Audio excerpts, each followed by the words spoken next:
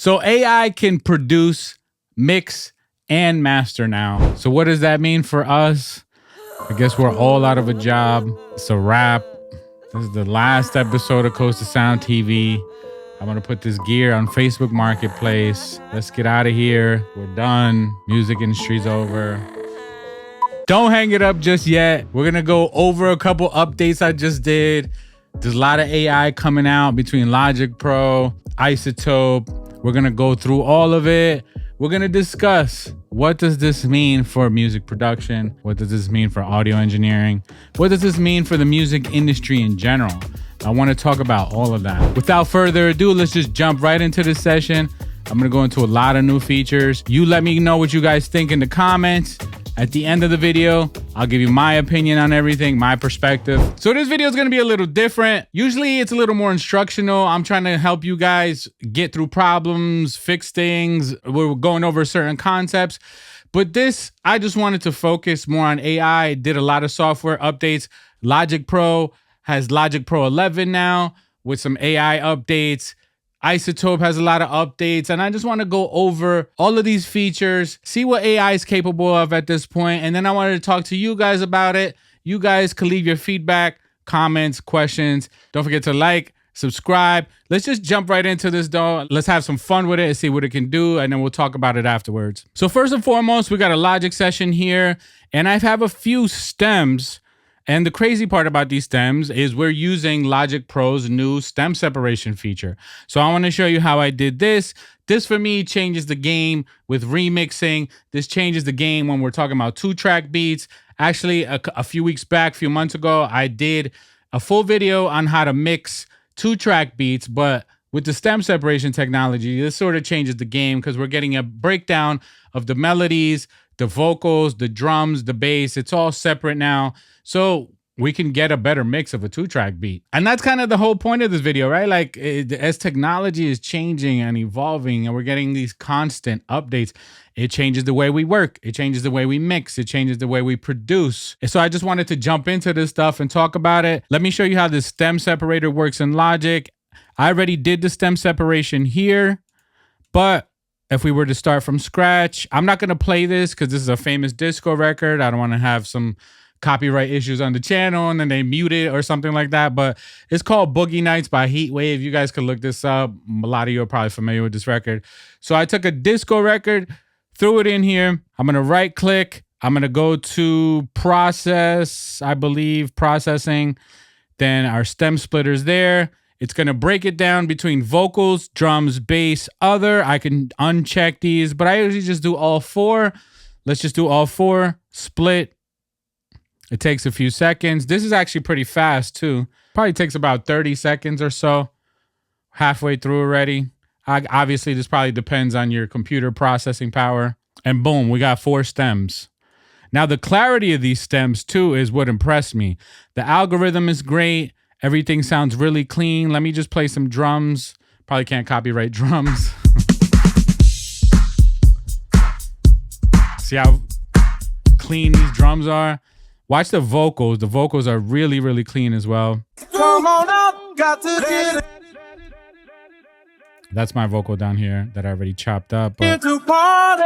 So I like how clean it sounds. The algorithm is great. Again, for me, it changes the game when we're talking about 2-track beat mixing, because now we already went over this, but now you could technically just touch it up, fix it. If the 808's too boomy, we could turn that down. We could make these adjustments, these fine-tuning adjustments that we couldn't do before with just a wave or an MP3. And I feel like it changes the game when it comes to remixing and when it comes to mixing 2-track stuff that we didn't normally have the stems for before.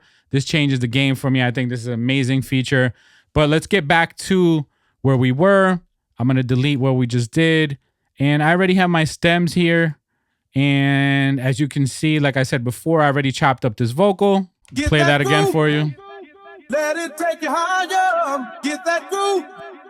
Set this place on fire. So I have this kind of like funky disco vocal chop. I don't know what I was working on. I'm really just playing around here. And since it's funky, since it's groovy, let's just stick to that. What Logic has now is actually AI session musician. So we're going to jump into that and check that out and see what this can do. So I'm going to pick here, new session player, and we have the option of a drummer, a bass player, a keyboard player. Let's just start with the bass. We have the modern Motown option here that was already selected. So that's going to give me like that funky old school thing that I'm looking for. Let's see what this sounds like. And we're also in the key of E minor, I believe, because the Heat Wave, the original disco sample, was in E minor. So let's just keep it at that. Get that groove. Let it take you higher. Get that groove. Set this place on fire. So it's already, we got a nice little groove, groovy, funky, right? Let's this place on fire. Get that groove. Let it take you higher. Get that groove. We got different tones here. For some reason, I'm feeling the rock one right now. I'm just gonna keep that. Set this place on fire. Get that groove. And you could adjust the performance here. Set this place on fire. Get that groove. Make it a little lighter.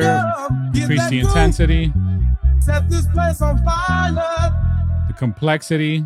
Set this place on fire. You can also go in here, whatever you want the session musician to follow. We don't have any drums yet, but I'm probably gonna have him follow the drums. So let's do that. Let's add another session musician. Gonna add some drums here. Again, let's stick to this funky songwriter. There we go. Or we could do modern Motown. Let's just stick to this funk, see what session musician comes up with. And again, you could adjust the complexity, the intensity here. Let's see. So we got, let's make the bass follow the drums. Get that groove. Let it take you higher. Reset that. Get that groove. Set this place on fire. Set this place on fire. Get that groove. Set this place on fire. And when building an arrangement, we can copy paste that. Let's say we don't want the drummer in the beginning, or we want the drummer to play a lot simpler, a lot lighter. Let's do that for our intro. See how that sounds. Get that groove. Let it take you higher. Get that groove. Let's do that with the bass player as well. Set this place on fire. Get that groove. Set this place on fire. Get that groove. So again, you could really customize the performance, customize the arrangement, build an arrangement. And now I want to jump into Izotope, and I want to jump into other AI features. Let's say we love this, right? Like, this is super random, but let's say we love this. Let's balance it a little bit. Let it take you higher. Get that groove. Set this place on fire. Set this place on fire. Get that. So we got two AI musicians here. We broke this stem down with our stem splitter. Now let's get into Izotope. Let's see what Izotope can do. In Izotope, we have Nectar and Neutron. I thought this was pretty cool about Get Neutron. Let it take you higher. Get that groove. Set this place on fire. So Neutron actually identifies the signal, processes the signal, figures out that it's a vocal, Get that groove. and gives you suggestions Let it here. take you higher. And you Get have a that tone groove. match. Set this place on fire. So let's play this thing in context Set now. this place on fire. Get that groove. Set this place on fire. Get that groove. Let it take you higher. Get that groove. So let's do the same thing for the bass. Let's process the bass. Let's see if it identifies that it's a bass. Groove. Let it take you higher. Get that groove. Set this place on fire. Set this place on fire. Get that groove. It identified it as a guitar, but I guess we could tell it it's a bass. Let's say it's a deep bass. Get that groove. Let it take you higher. Get that groove. Set this place on fire. Let's use regular bass. That one sounds the best to me. Set this place on fire. Get that groove. Set this place on fire. Get that groove.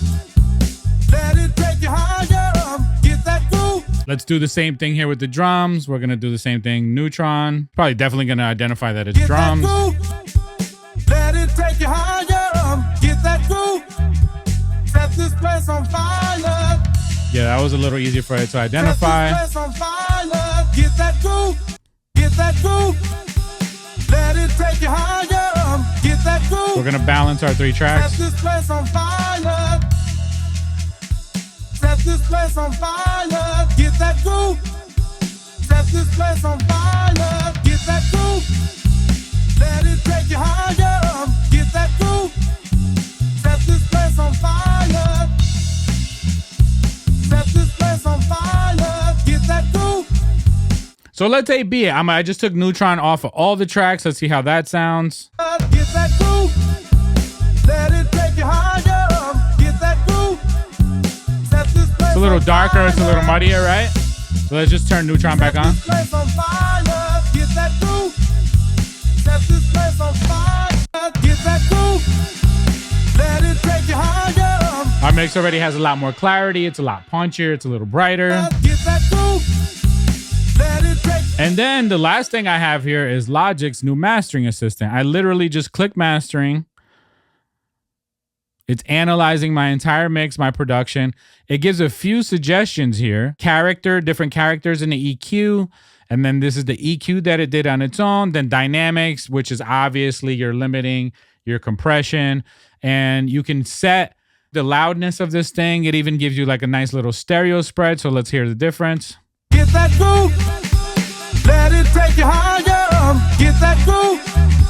Set this place on fire. So let's A-B that. Set this place on fire. I'm gonna turn the Get that vocal down. groove. Set this place on fire. Get that groove. Let it take you higher. Get that groove.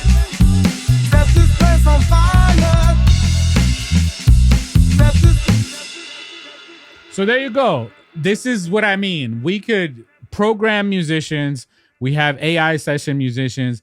We have a stem splitter. We have things like Neutron from Izotope, Nectar from Izotope, where it just reads the signal, gives you mixing suggestions, tonal balance. Then we have AI mastering assistant from Logic Pro, and then that'll give you the final polish, get you to an industry standard volume. So what does this mean? What does this mean for mixing, mastering, music production? Honestly, do I think it's a wrap for mine and your job? Not really. Do I think these tools can help us to be a little more efficient, get a lot more done, get it done a lot faster? Yes, I think that's the purpose of these tools at this point. Will it ever replace human creativity, inspiration, human stories? Absolutely not. That's not where I think we are at this point. But does this mean you're gonna see massive oversaturation of music being released?